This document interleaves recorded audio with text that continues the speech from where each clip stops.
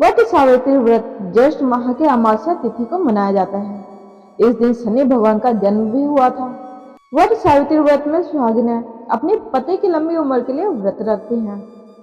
इस पूजा में वट वृक्ष की पूजा का खास महत्व है।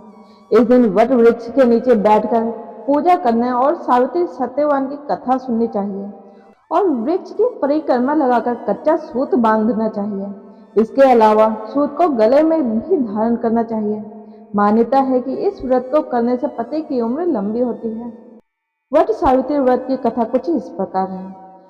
राजा अशुपति की एकमात्र संतान थी सावित्री। सावित्री ने वनवासी राजा धूमत्सेन के पुत्र सत्यवान से विवाह किया था, लेकिन जब नारद जी ने उन्हें बताया कि सत्यवान की आयु आधी है, तो भी सावित्री ने अपना फैसला नहीं बदला और सत्यवान से सब कुछ जानबूझकर शादी कर ली।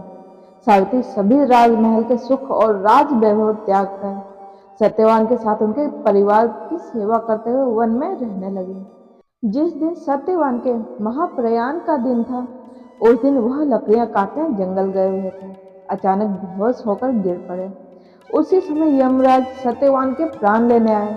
3 दिन से उपवास में रह रही थी सावित्री को पता था कि क्या होने वाला है, इसीलिए बिना विकल हुए उन्होंने यमराज से सत्यवान के प्राण ना लेने की प्रार्थना की, लेकिन यमराज नहीं माने। तब सावित्री उनके पीछे पीछे ही जाने लगी। कई बार मना करने पर भी वह नहीं मानी, तो सावित्री के साहस और त्याग से यमराज प्रसन्न हुए और कोई 3 वरदान मांगने को कहा।